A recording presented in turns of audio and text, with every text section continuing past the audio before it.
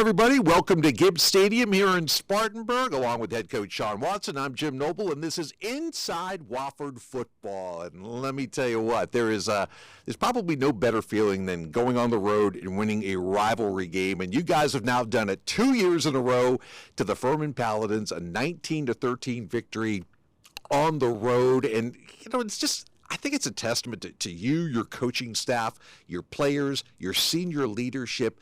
It's all seemed to really come together at this latter part of the season. So congratulations on a job well done. I appreciate that. I'm really excited for the players because, their buy-in and then the job the staff's done. We've done a great job. All right, coming up, we will look back on the big win in Travelers Rest. We will look ahead to Senior Day here in Spartanburg as the Citadel comes to town. And we'll talk a little bit about this senior class. Fifth-year seniors who came back, seniors who may be playing their last game, and what they've meant to the Terrier program. It's all ahead here on Inside Wofford Football, brought to you by Yokohama. It doesn't matter if you're 8 years old or 80 years old, your body is your strongest tool. Spartanburg Regional Sports Medicine Institute is here to push you to the next level. With 2 convenient locations, our doctors can diagnose, treat, and heal at our North Grove Medical Park and Star Center offices to get you back in the gym, in the game, and to the next level. We never quit because you never quit. For more information, call 560-BONE. All right, at the start of the oldest football rivalry in the South, no offense to Auburn and Georgia, but we've been playing Furman a little bit longer than that. Boy, Furman took the opening kickoff and we're ready. Big game for them. Their senior day, you have to overcome all that, but they went 75 yards and converted. And what was the worry factor for your defense after that first drive, if at all? We had to settle down. We basically gave up some big plays, and especially on third down, they had 2 big conversions in that drive. Did a nice job of driving the field, so give them their credit. Did a good job. They were peeking us, looking at what we were in, and then making calls off of that. So once we made that adjustment, we were able to get back on task. So it's 7-0 Furman. Wofford gets the ball first, goes 3 and out, and then Furman starts to move the ball again, and your defense really made a big play that kind of turned the momentum around midway through the first quarter. Hall stays in the game, their third-string running back. It's 1st and 10. Furman from the Wofford 24, already leading 7-0. Fumble! Jones scooped up! And then Wofford's going to fumble it back, and then the Terriers fall on it again. It should be Wofford ball. It is finally. Jalen Marshall fell on it right in front of the bench. Javario Tinch with a forced fumble. Amir Anor with the recovery. I know Amir got stripped of it, and then Jalen Marshall fell on the ball to keep the ball with us. But that was a big play. And Tinch, just another guy who's that next man up mentality. Your linebacker room has just been so impressive in that regard. Yeah, we have good depth. We have good football players, and we have good depth. We've been able to, at that particular position, the Sam position, we've been able to overcome 2 injuries that were season-ending injuries at that position. So, Jay has played, really well for us in the last couple of weeks, the more time he's gotten. After that, the offense got on track. Amari Odom started looking good, started to run the ball a little bit more, and it resulted in a spectacular touchdown. Tight end, right side of the formation. Ingram's the running back. They fake to him. Odom back to pass. Looking left corner. Back of the end zone. Oh, what a catch by Dylan DeJetti. Touchdown, Terriers. Oh, my goodness. He one-handed that thing in the back of the end zone. Put that on your Sports Center highlight reels. That was amazing by Dylan DeJetti. And somehow kept the foot in as well, and Wofford's on the board.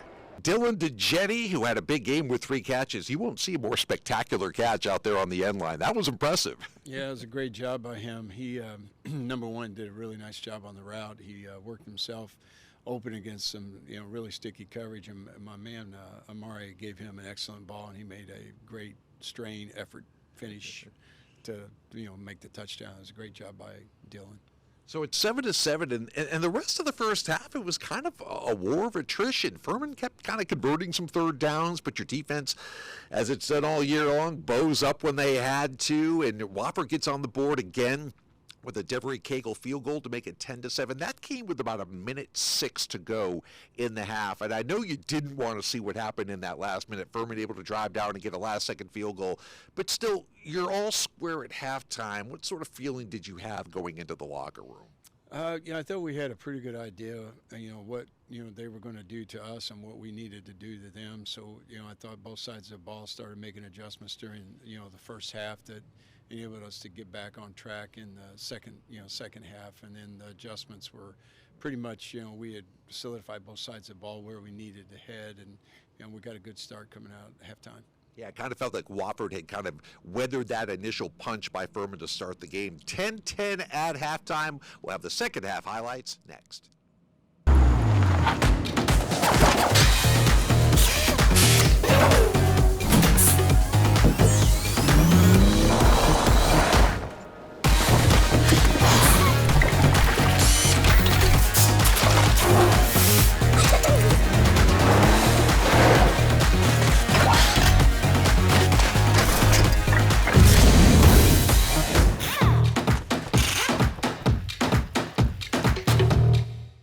Welcome back to Inside Wofford Football, brought to you by Yokohama. Second half at Furman. As you're in the locker room, it's a 10-10 ball game. Were there things that you needed to majorly adjust, or was it just kind of maybe a tweak here and there and maybe anticipating what changes the Paladins might make as well? Well, what halftime gave us is a chance to really gather all the information. We were going off of series, how the series were transpiring, both sides of the ball.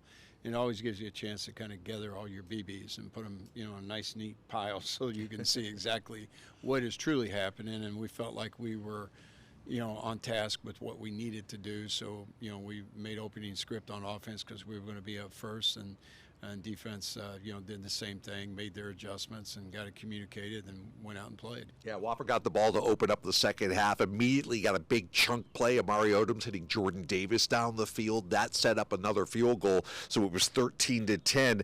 I know Furman started to do some different things. They weren't running the ball effectively, and that's a testament to your defensive line.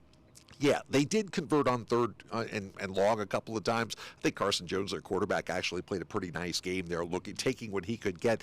But after a while, you felt that the defense kind of had a handle on everything, and the offensive line started to move some people around, and Ryan Ingram really started to insert himself. Yeah, Ryan had a big game for us. He was our offensive player of the game, and he rushed for 128 yards and did an excellent job. I mean, he had some physical runs, and especially as we moved through the second half and we needed to possess the ball, keep them off the field.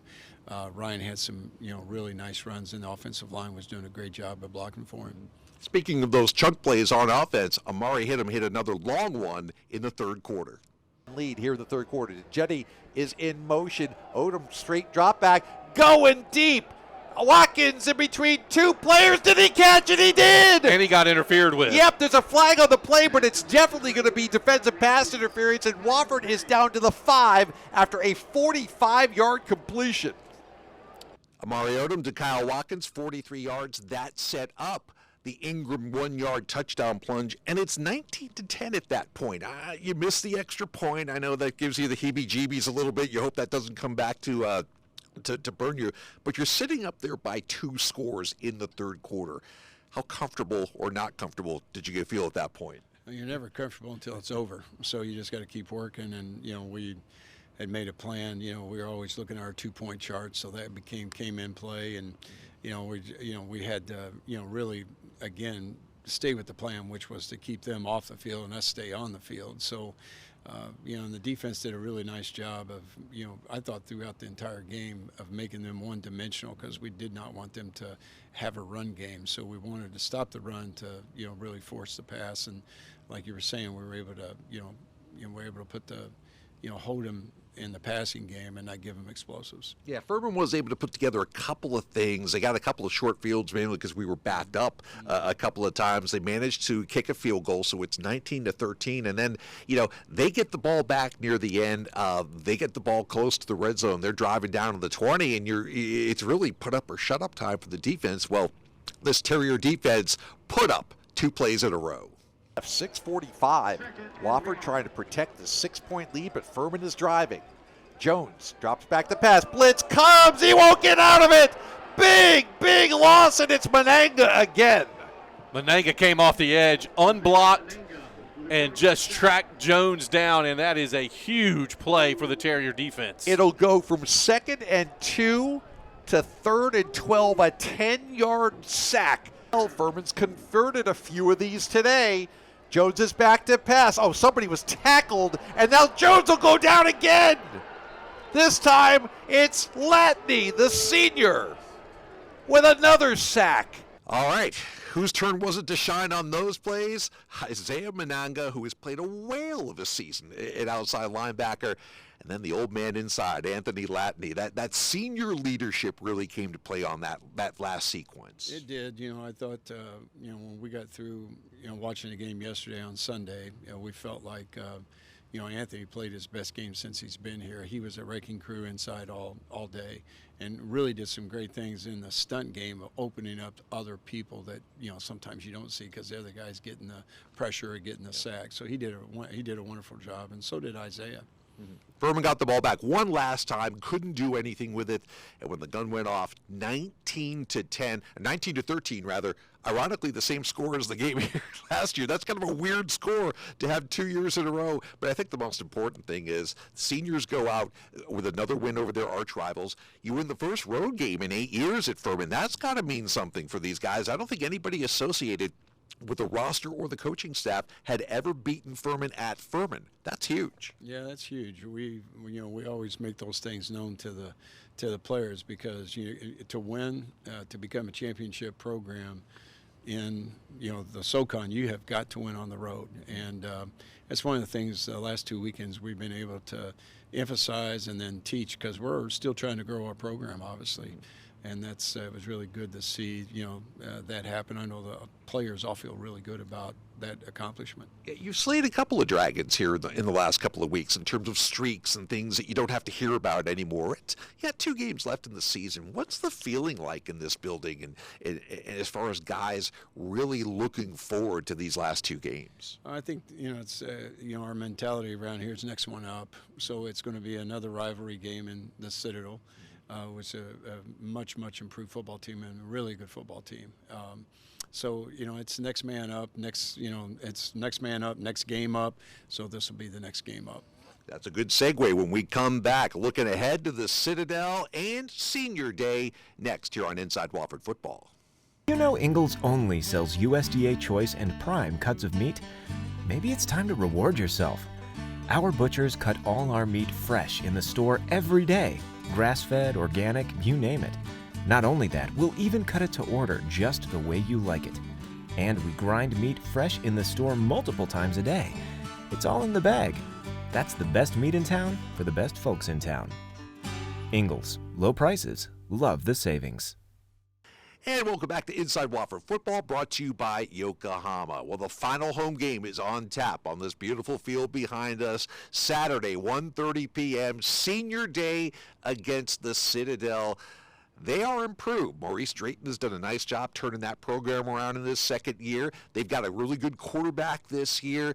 Took one on the chin last weekend against Chattanooga, but still, they are always dangerous. And like we said last week, rivalry games change a lot of things. So what do you expect on Saturday?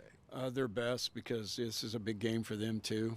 Maurice obviously has played in this game, so he understands, the significance. Being a former player from the Citadel, he's got a lot of pride in the program and doing a tremendous job. I mean, he's revamped that program in a year. They're really headed in a very positive direction, and they've got a quarterback that can, throw the football, can run the football.